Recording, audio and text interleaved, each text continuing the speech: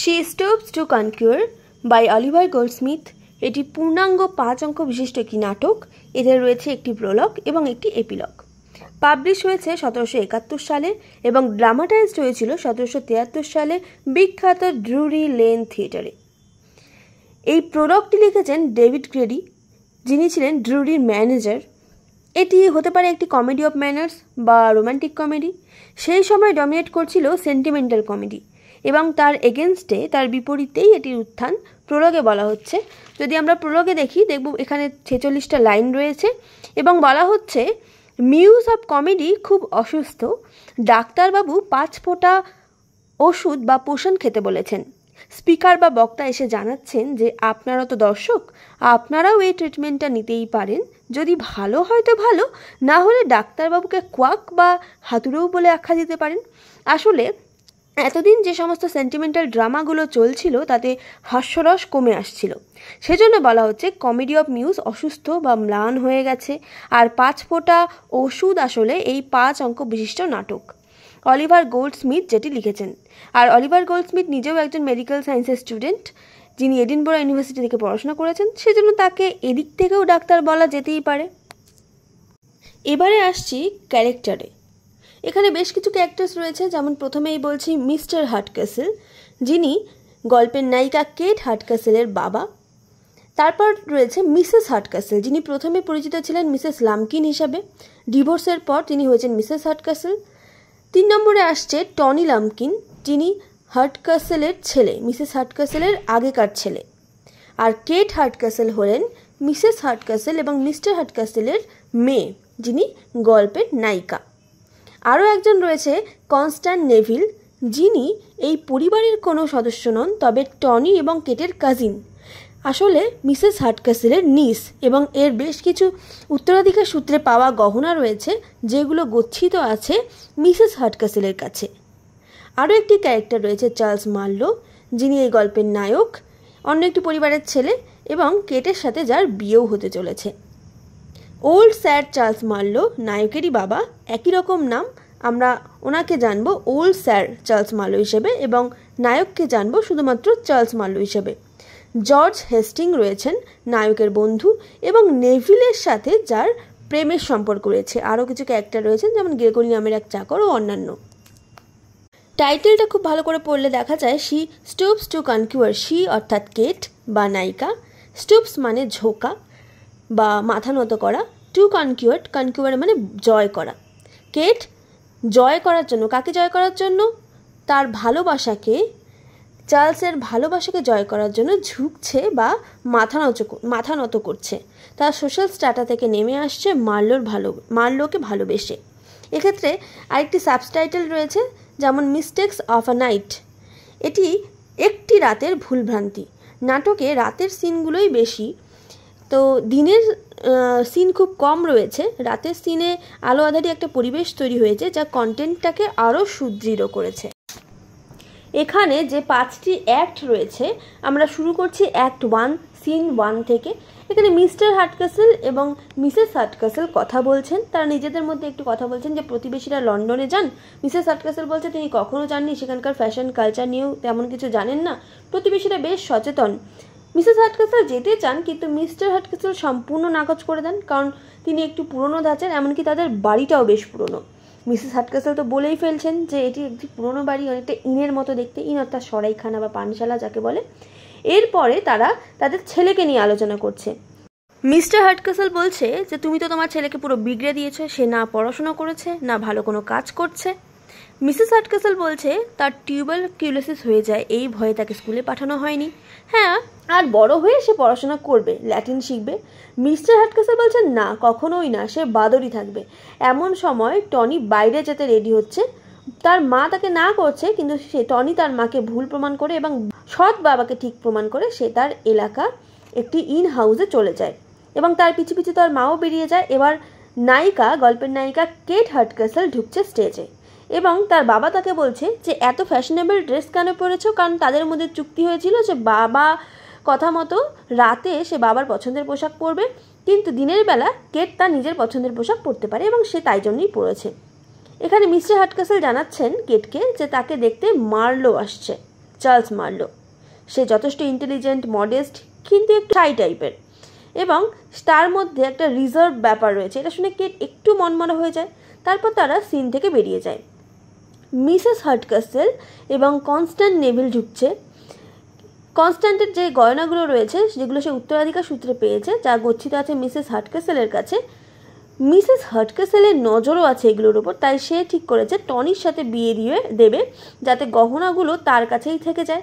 যদিও তারা কেউই একে অপরকে পছন্দ করে না, না টনি নেভিলকে পছন্দ করে আর নেভিল টনিকে। মিসেস হার্টকাসেলের কাছে থাকায় নেভিলকে একটু তার মন জুগিয়ে চলতে হয়। এখানে অ্যাক্ট 1 সিন 1 শেষ হচ্ছে এবং সিন 2 স্টার্ট হচ্ছে। এখানে টিন হাউসের টনিকে দেখানো হচ্ছে, যেখানে সে মদ খাচ্ছে, ফুর্তি করছে, এবং মালিক এসে জানাচ্ছে যে বাইরে থেকে দুজন ভদ্রলোক ঘোড়ার গাড়ি করে এসেছেন এবং তারা পথ হারিয়েছেন। তারা নাকি মিসেস হার্টকাসেলের বাড়ি খুঁজছেন। টনি তো বুঝে যায় এরা আসলে চার্লস মার্লো এবং তার বন্ধু জর্জ হেস্টিং।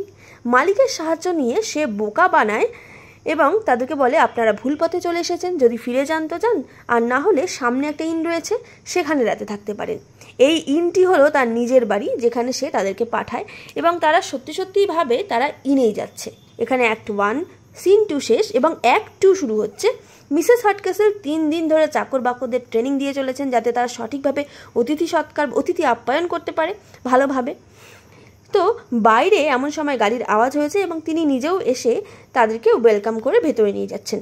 এক্ষেত্রে তারা তখনও জানে না যে তারা একটা ইন নয়, একটা বাড়িতে এসেছে, এবং ভবিষ্যতেও তারা অনেকক্ষণ সময় পর্যন্ত এটা জানতে পারবে না, বিশেষ করে মার্লো তো জানতেই পারবে না। এখানে মিস্টার হার্টকাসেল জানেন এরা কারা, তাই অভ্যর্থনা জানিয়েছেন। চার্লস মার্লো একটু অভদ্র আচরণ করছে এবং ঠিক যেন সে সরাইখানার মালিকের মতোই ব্যবহার করছে, বলছে রাতে থাকবার জন্য ঘর দেখিয়ে দিতে। মিস্টার হার্টকাসেল এবং মিসেস হার্টকাসেল খুব খাতির যত্ন করছেন, যেটা মার্লোর একেবারেই পছন্দ হচ্ছে না। সে প্রচণ্ড বিরক্ত হচ্ছে। এই সময় ঘরে জর্জ হেস্টিং একা ছিল। তখন কনস্ট্যান্ট নেভিল সেখানে আসে এবং তাকে দেখে ভীষণ অবাক হয়। সে বলে তারা নাকি একটি ইনে এসেছে, এবং নেভিল তাকে বলে দেয় যে এটি কোনো ইন নয়, এটি মিস্টার হার্টকাসেলের বাড়ি। এবার সে সম্পূর্ণটা বুঝতে পারে, কিন্তু তারা যেহেতু প্ল্যান করেছিল যে তারা দুজন মিলে পালিয়ে যাবে এবং ফ্রান্সে গিয়ে বিয়ে করবে, তাই এই সময় চার্লস মার্লোকে তারা কিছুই জানায় না। আর মার্লো এই সময় ঘরে আসলে নেভিলের সাথে জর্জ তাকে পরিচয় করিয়ে দেয় এই বলে যে তারা নাকি এখানে খেতে এসেছে। মার্লোর চরিত্রটির একটি দিক হলো আপার ক্লাস মহিলাদের সাথে কনফিডেন্সের সাথে সে একেবারেই কথা বলতে পারে না, এবং সে বারবারই বলছিল যে তার পোশাক ঠিক আছে কিনা, সে ঠিকঠাক কথা বলছে কিনা। এই সময় কেটও ঢুকছে। লজ্জায় মার্লো তার মুখের দিকেও তাকাচ্ছে না, খুব কম কথা বলে সে বেরিয়ে যাচ্ছে। বেরিয়ে যাবার পর স্টেজে চারজন আসছে: Constance Neville, George Hastings, Tony Lumpkin এবং মিসেস হার্টকাসেল। তারা লন্ডনের ফ্যাশন, ট্রেন্ড এসব নিয়ে গল্প করছে। এবার মিসেস হার্টকাসেল তার মনের ইচ্ছার কথা বলে ফেলছেন এখানে, যে টনি এবং নেভিলের বিয়ে দিতে চান তিনি। টনি তো একেবারেই নাকচ করে দিচ্ছে, এবং জর্জ হেস্টিং চুপিসারে টনিকে জানায় যে সে নেভিলকে ভালোবাসে এবং তাকে নিয়ে সে ফ্রান্সে পালিয়ে গিয়ে বিয়ে করতে চায়। কিন্তু তারা দেরি করছে একটাই কারণ, যে নেভিল তার গয়নার বাক্স ছাড়া কিছুতেই যেতে রাজি নয়, এবং টনি এটা শুনে বেশ খুশি হয় যে নেভিলকে তাকে আর বিয়ে করতে হচ্ছে না, এবং সম্পূর্ণ সাহায্য করতে রাজি হয়।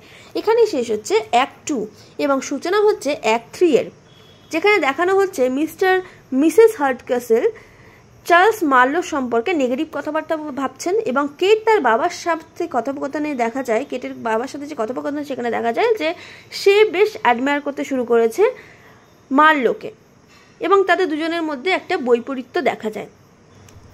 টনি তার মায়ের ঘর থেকে গয়নার বাক্স চুরি করে হেস্টিংসকে দিতে চলেছে। হেস্টিংস বলছে নেভিল তো গেছে তার মাকে রাজি করিয়ে গয়নাগুলো নিয়ে আসতে, এবং টনি বলছে এটা কখনোই সম্ভব না, কারণ তার মা তাকে গয়নাগুলো কখনোই দেবে না। সত্যি সত্যি তাই নেভিল যখন মিসেস হার্টকাসেলের কাছে গয়নাগুলো চাইছে, হার্টকাসেল বলছে কেন, গয়না তো সৌন্দর্যের জন্য মানুষ পরে, আর তুমি তো এমনিই কত সুন্দর। এই সমস্ত কথা বলে বুঝিয়ে সুঝিয়ে শান্ত করতে চেষ্টা করে, এবং ওরা যখন স্টেজে ঢুকছে টনি সেখান থেকে পালিয়ে যায় এবং সে গয়নাটা মার্লোকে দিয়ে যায়, যে সে যেন যত্ন করে রাখে। কেট হার্টকাসেল এমন সময় কিচেনে তার মেয়েদের সাথে কথা বলছে এবং জানতে পারছে যে চার্লস মার্লো কেন এমন আচরণ করছে। তারা বুঝতে পারে যে মার্লো তাদেরকে বারমেড ভেবে ভুল করছে। কেট ভাবে যাক এভাবে সত্যিকারের চরিত্র যাচাই করা যাবে মার্লোর। কেট মারমেডের ক্যারেক্টারেই থাকে এবং সে সময় চার্লসের কাছে আসে সেজে এবং কেটের সৌন্দর্য দেখে চার্লস মুগ্ধ হয়। তার সাথে কথা বলতে অসুবিধা হচ্ছে না, কারণ সে তো ভাবছে যে কেট একটা বারমেড এবং যথেষ্ট ফ্লার্ট করছে, কাছাকাছি যাচ্ছে। মিস্টার হাডকাসেল এবার এটা দেখে ফেলছে, কেটকে বলছে যে সে কি তাকে বোকা বানাচ্ছে। কেট বলছে, বাবা তুমি ধৈর্য ধরো, মার্লো যে ভালো মানুষ সেটা সে প্রমাণ করে দেবে। অ্যাক্ট 3 শেষ হচ্ছে, সূচনা হচ্ছে অ্যাক্ট 4-এর। অ্যাক্ট 4-এর শুরুতেই একটা চিঠি আসে, যেটা স্যার চার্লস মার্লো মানে মার্লোর বাবা পাঠিয়েছেন, যে সেই রাতেই তিনি এ বাড়িতে আসছেন। তো হেস্টিংস আর নেভিল তো পালিয়ে যাবে, সেজন্য টনি ঘোড়াও খুঁজছে। এমন সময় যদি মার্লোর বাবা এখানে এসে পৌঁছান তাহলে তো তিনি সব জেনে যাবেন এবং তাদের পালানোই হবে না।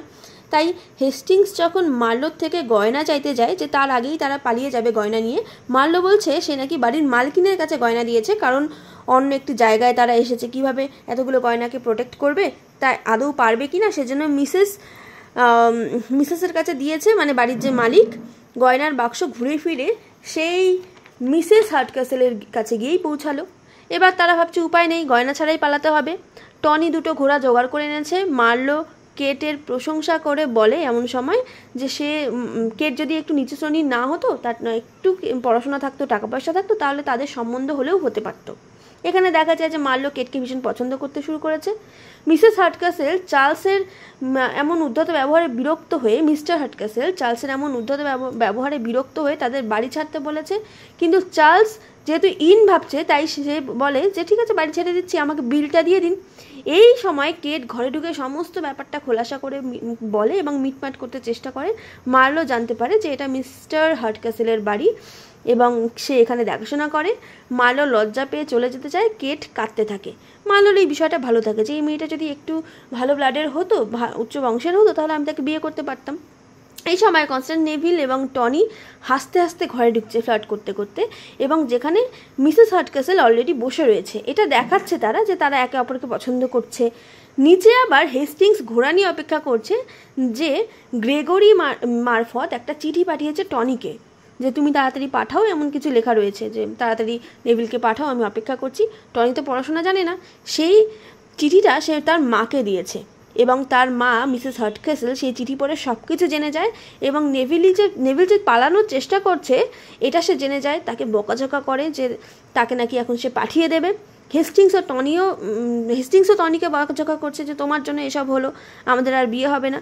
এখানে মার্লো আবার হেস্টিংস আর টনিকে দুজনকেই বকছে, কারণ তারা জানা সত্ত্বেও কেন বলেনি যে এটা মিস্টার হাডকাসেলের বাড়ি, এটা কোনো ইন নয়। মানে একটা জগাখিচুড়ি পরিস্থিতি, খুব বাজে একটা অবস্থা।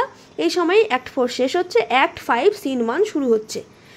গ্রেগরি যে চাকর এসে খবর দিচ্ছে যে মিসেস হাডকাসেল নেভিলকে নিয়ে বেরিয়ে গেছে এবং টনি ঘোড়াগাড়িতে করে নিয়ে যাচ্ছে। ইতিমধ্যে চার্লস মার্লো, তার বাবা ওল্ড স্যার চার্লস মার্লো এসেছেন এবং তাদের ভুল বুঝাবুঝি মিটে গেছে। দুজন বাবাই চার্লস মার্লোকে ক্ষমা করে দিয়েছে। মার্লো জানায় কেটের প্রতি আমি আগ্রহী নই, সেক্ষেত্রে তো সে তখনও জানে না, এবং কেট বলছে আপনারা অপেক্ষা করুন, আমি প্রমাণ করব যে সে আমায় পছন্দ করে। অ্যাক্ট 5 সিন 1 শেষ হয়ে সিন 2 শুরু হচ্ছে। টনি কী করছে, ঘোড়ার গাড়িতে করে বাড়ির চারপাশে বিভিন্ন রাস্তা দিয়ে বারবার ঘুরিয়ে যাচ্ছে এবং দূরে যাবার ভান করছে। একটা জায়গায় পড়ে গিয়ে টনি পালিয়ে যায় এবং কনস্ট্যান্ট নেভিল কোনো রকম বেরিয়ে আসে এবং জানতে পারে তারা মিসেস হাডকাসেলের বাড়ির পেছন দিকেই রয়েছে। সেখানে আবার হেস্টিংস তাদের জন্য ওয়েট করছে, দেখা করে। হেস্টিংস বলে চলো পালাই, নেভিল বলে না, সে অসম্মতি জানায়। সে বলে যে সে প্রচণ্ড টায়ার্ড, আর সে পালাতে পারবে না। মিসেস হাডকাসেল আবার ভাবে যে সে অনেক দূরে আছে, সামনে হঠাৎ করে মিস্টার হাডকাসেলকে দেখতে পেয়ে সে ডাকাত ভেবে বসে। তারপর যাই হোক মিস্টার হাডকাসেল সমস্ত কিছু বুঝিয়ে বলে যে না, তারা বাড়ির আশেপাশে রয়েছে, এবং তিনি টনির ওপর সমস্ত ঘটনা শুনে ভীষণ রেগে যান। এখানে সিন 2 শেষ হচ্ছে, সিন 3 শুরু হচ্ছে।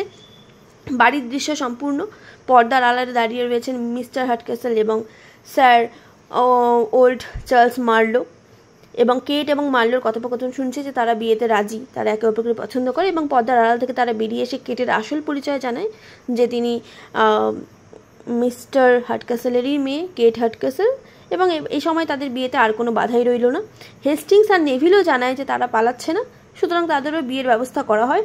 টনি লাম্পকিনকে তার বাবা বলে যে তোমার বয়স 21 বছর অনেক আগেই হয়ে গেছে, তোমার মা তোমার বয়স লুকিয়ে রেখেছিল, এবার পুরোপুরি বিয়েতে সে নাকচ করে দেয়, যেহেতু সে তার অধিকার রয়েছে।